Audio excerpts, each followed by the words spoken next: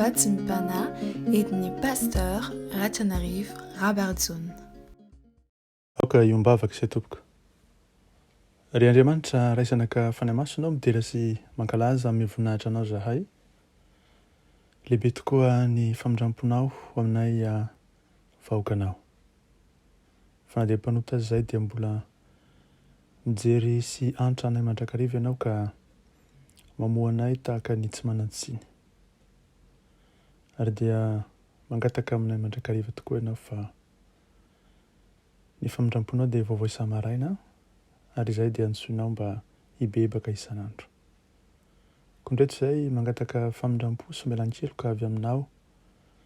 Eny ny fanadiovanao amin'ny Rano sarobidy Jesosy mba afaka mifahotana sy ny tsy fahamarinana rehetra. Dia ilay firanao masina ane hitoetra tena anatinay isan'andro. Indrindra amin'izao fotoana izao mba handrenesanay ny feonao. Dia mitenena tompo araka ny fombanao voninkaino izay mpanomponao.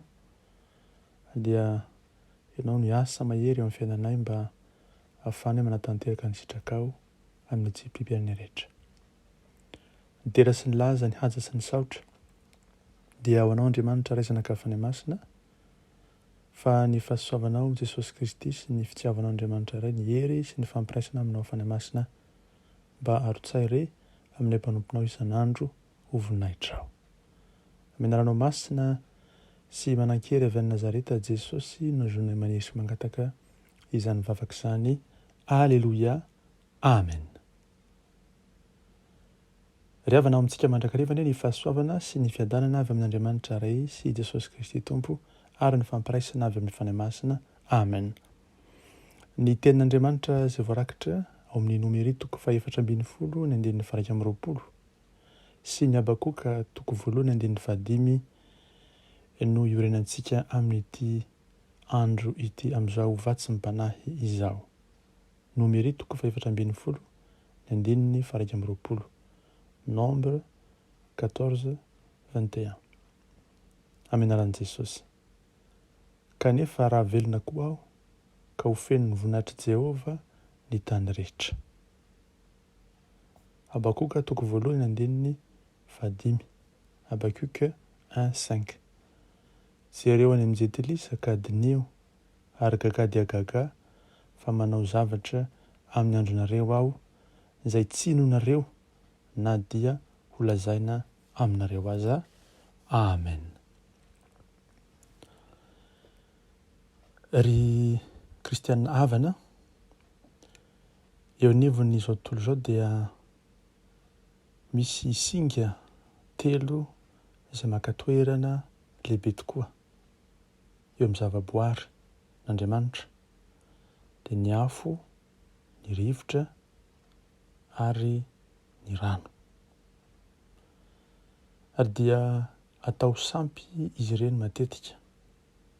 Ary amin'ny kolotsaina samihafa maneran'izao tontolo izao, nandrisina ry fotoana ny fandimby, dia ireo no heverin'ny olombelona fa zava-dehibe indrindra aminy ka nataony ho Andriamanitra.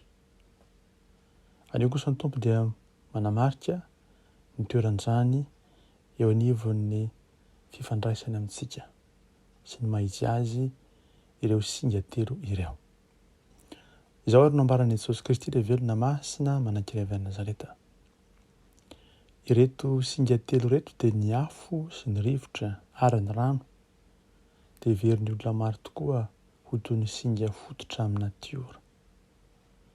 Fa lazaiko aminareo ny afo sy ny rivotra ary ny rano dia singa amin'ny zavaboariko, hoy ny Tompo.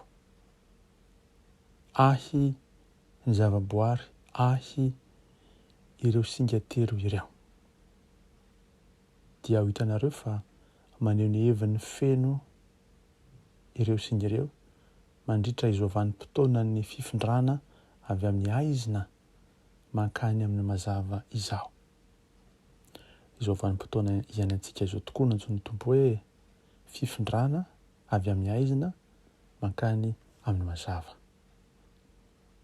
Hoy Jesosy, ny afo sy ny rivotra ary ny rano dia maneho ny tenany amin'ny alalan'ny fanahiny ary hitondra pirofo amin'izao fotoanany ady atrehana izao dia ny fialana amin'izany adiny izany mankany ny mazava. Hitondra pirofo ny tompo amin'izao vanim-potoana iainantsika izao. Hoy ny Ray Masina, izao ray dia naseho tamin'ny hery sy ny hatsaran-tarehy ary ny fahasarotan'ny zavaboary, na complexité.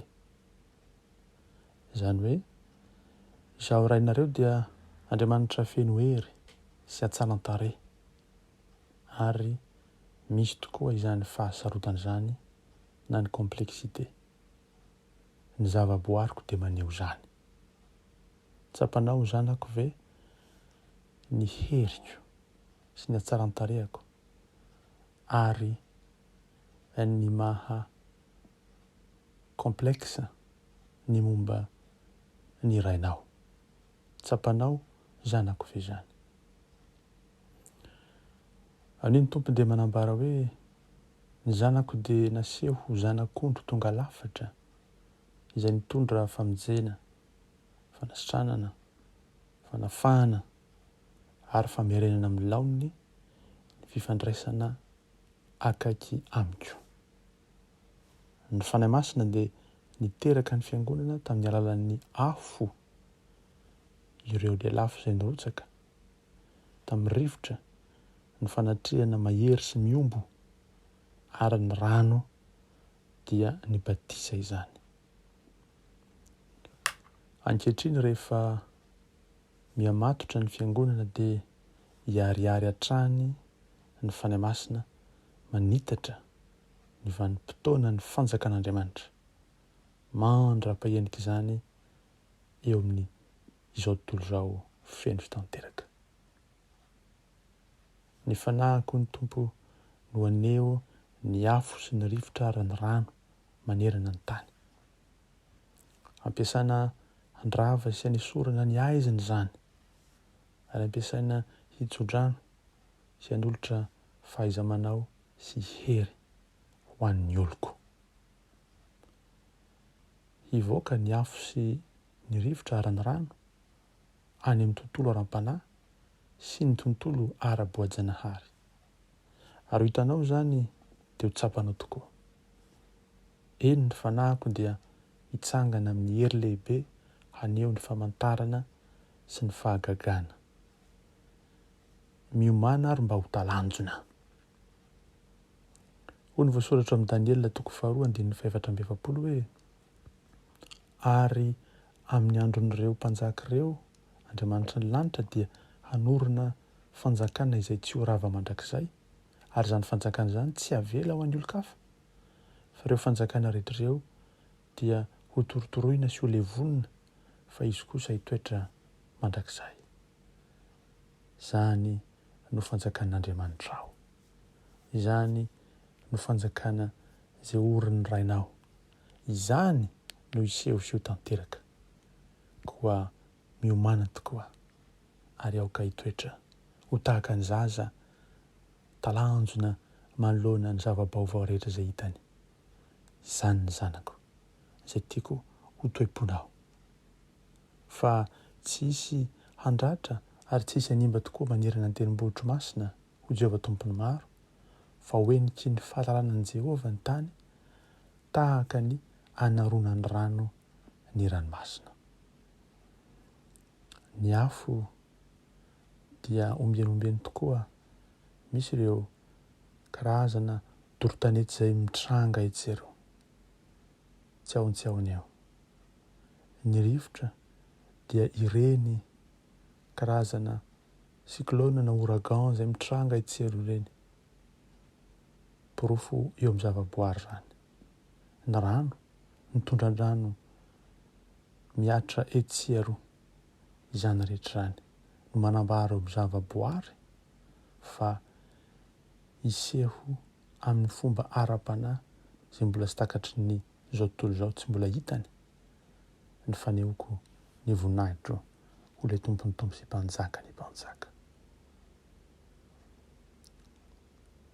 Aokara amin'ny fiomanan'ny fanahy sy ny fo, ny saina sy ny tena ny zanako rehetra. Hitoetra amin'izany fiomanana izany satria efa matotra tanteraka ny fiangonako dia ho avy ilay fanahiko aneho eny hanatanteraka izay tsy mbola hitany mason'ny olona sy tsy tao anatin'ny fony akory. Tompo, mankasitraka anao izay satria ianao tokoa dia maneho fahagagana, maneho fahatsaran-tarehy ary mampafantatra anay tokoa fa tsy mba misy ety amin'ny ambany masoandro na eny amin'ny tontolo eny zavatra na fanahy izay tahaka anao. Eny tokoa tsy hain'ny fahavalon-diniana ianao, tsy fantatry ny fahavalonao izay andraisana anao satria manana izany fahasarotana izany tokoa ianao. Lehibe sy mahatalanjona, mahagaga no izany rehetra izany. Ampianary izay ahatsiaro fa sambatra manana ray feno hery sy hatsaran-tarehy ary mitoetra ao anatin'izany toetra izay tsy mba tahaka ny zavaboary izany akory satria feno fahasarotana tokoa. Ndreto zahay zanakao ray malala mankasitraka anao amin'ny alalan'ny fanahinay izay mifantoka eo aminao. Mankasitraka anao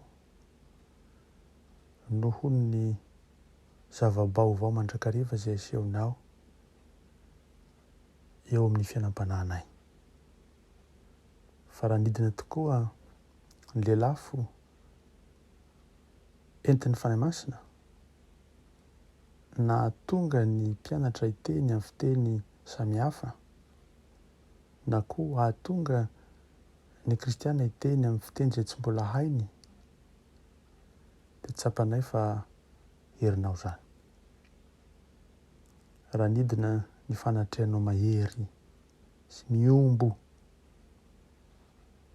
tahaka ny rivotra izay mitsoka dia araka ny tena tokoa Jesosy hoe tsy fantatra izay niaviany na izay alehany dia tsarony kosa ilay herinao sy ny hatsaranao. Raha midina ny rano manadio anay amin'ny batisa dia tsapanay fa avelombelominao ny fanahinay ray malala.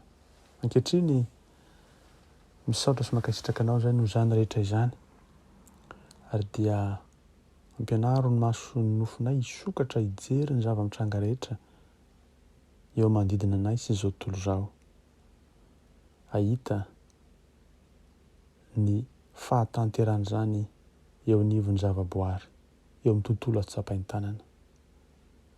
Sokafo ny maso ny mpanahinay ahatsapa mihoatra noho izany ny afo ny fanahinao masina, ny rivotro ny fanatrehanao ary ny rano mitobaka avy amin'ny lapan'ny vonahitra ao. Aneho ny fahatsaranao sy ny herinao ary ihany koa ny fahalebiazanao. Saotra Jesosy noho izany ary dia ndreto izay mamerina ny voninahitra ao anao amin'ity ora sy tofon'ity malala amin'izao andro izao amin'ity ora sy segondra ity dia aro-tsay ty anatinay ny fanahinao masina tompo malala azonay ilay fiadanam-po, fiadanan-tsaina, fiadanam-panahy andehananay araka ny sitrakao amin'ity andro ity sy amin'ny andro be ny rehetra. Mankasitraka Jesosy malala ianao ilay fahazavana izao tontolo izao maneho fahazavana anatin'ny fosaina fanahinay andehananay amin'izany fahazavana izany amin'ny andro be ny rehetra. Dera ny laza ny aja ny saotra dia ho anao Andriamanitra raisanakary fanahy masina fa ny fahasoavanao Jesosy Kristy sy ny fitiavanao Andriamanitra ray ny hery sy ny fampiraisana avy aminao fanahy masina ho amin'ny mandrakariva sy mandrakizay anie. Saotra Jesosy malala. Alleluia. amen.